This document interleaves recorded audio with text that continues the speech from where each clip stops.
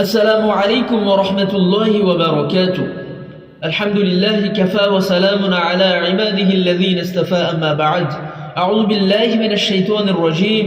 بسم الله الرحمن الرحيم. ولا تقف ما ليس لك به علم إن السمع والبصر والفؤاد كل أولئك كان عنه مسؤولا. আজকে যে বিষয় নিয়ে আলোচনা করব সেই বিষয়টি হচ্ছে বদ খেয়াল হইতে আত্মরক্ষা। আর আমি যে আয়াতটি পরিবেশন করলাম এই আয়াতের ব্যাখ্যা। বিসমিল্লাহির রহমানির রহিম। এই পরিচ্ছেদের বিষয়বস্তু এই যে বর্তমান জামানায় আলেমগণের প্রতি সাধারণ মানুষের যে শুধু খারাপ ধারণা ও সম্পর্কহীনতা তাই নয়, বরং তাহাদিগকে হেয় প্রতিপন্ন করার জন্য যে কোনো প্রকার ব্যবস্থা অবলম্বন করা হচ্ছে। ধর্মের দিক দিয়ে উক্ত ব্যবস্থা নিতান্তই আশঙ্কাজনক।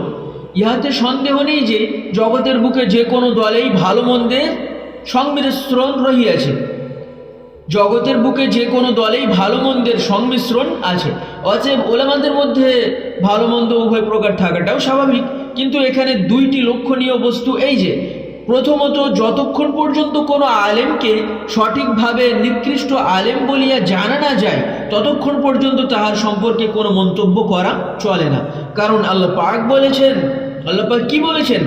ওয়ালা তাকফু মা লাইসা লাকা বিহি ইলম ইন্নাস সামআ ওয়াল বাসারা ওয়াল ফুয়াদা কুল্লু উলাইকা কানা আনহু মাসউলা। আল্লাহ পাক বলছেন, এবং যে বিষয়ে তোমার প্রকৃত তথ্য জানা নেই সে বিষয়ে তুমি কোনো মন্তব্য করিবে না।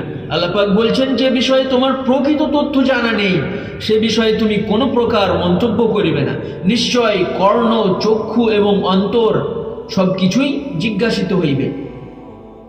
আল্লাহ পাক বলছেন, যে বিষয়ে তোমার প্রকৃত তথ্য জানা নেই সে বিষয়ে তুমি কোনো মন্তব্য করিবে না। নিশ্চয় কান, চোখ এবং অন্তর সব কিছুই জিজ্ঞাসিত হইবে। কবে? কিয়ামতের দিন। পক্ষান্তরে শুধু নিকৃষ্ট আলেম হইতে পারে এই সন্দেহে তাহার বক্তব্যকে প্রত্যাখ্যান করা অধিকতর অন্যায়।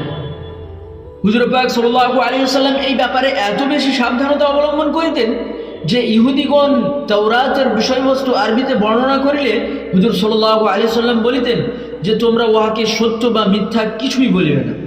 হুজুর পাক সাল্লাল্লাহু আলাইহি ওয়াসাল্লাম বলিতেন যে উহা সত্য কি মিথ্যা কিছু বলিবে না, এবং এই বলিবে যে আল্লাহ তাআলা যাহা নাজিল করেছেন আমরা উহার উপর ঈমান আনিয়াছি।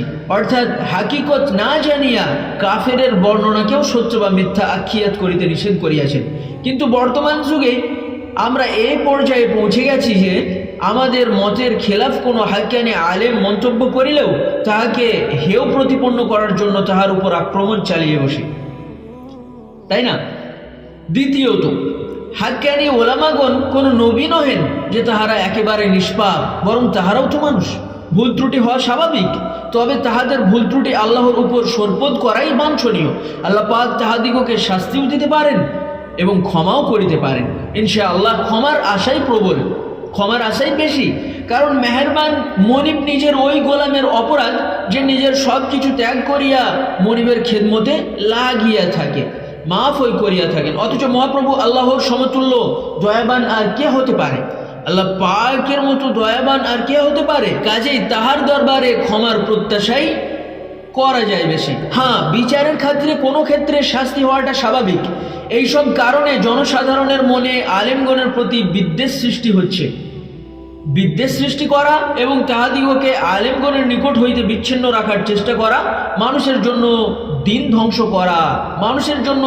ধ্বংস করারই কারণ হইবে, এবং যাহারা এইসব করে তাহাদের পরিণাম অতি ভয়াবহ।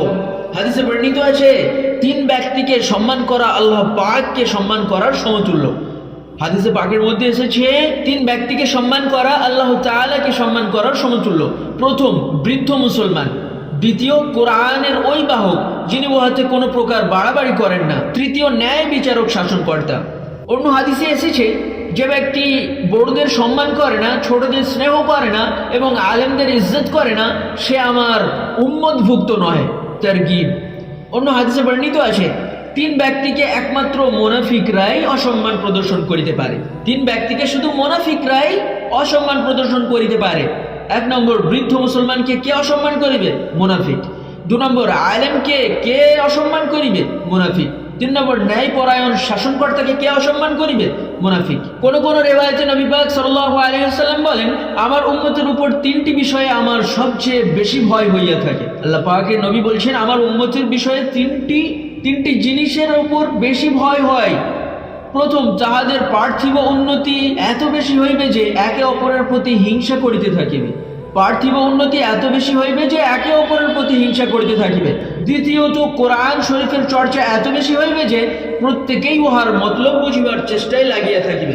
প্রত্যেকেই কোরআনের মানে জানিবার চেষ্টায় লেগে থাকবে, অথচ উহার অনেকগুলি মতলব আল্লাহ ব্যতীত আর কেউই জানেন না। কোরআন পাকে এমন বহু আয়াত আছে যে আয়াতের অর্থ আল্লাহ পাক ছাড়া কেউ জানে না।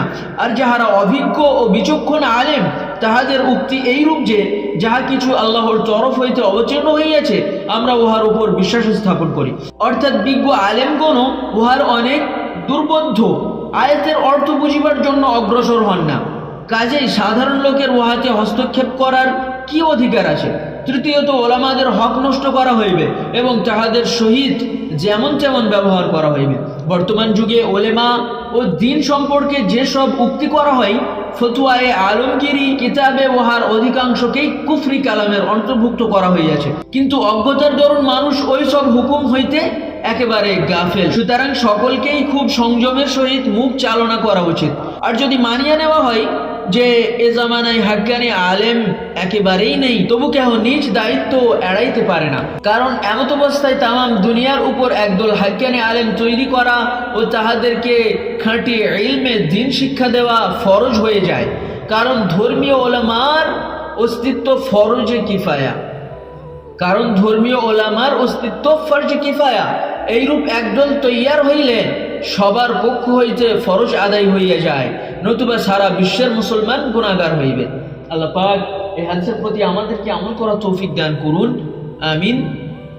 আসসালামু আলাইকুম ওয়া রাহমাতুল্লাহি ওয়া বারাকাতুহু।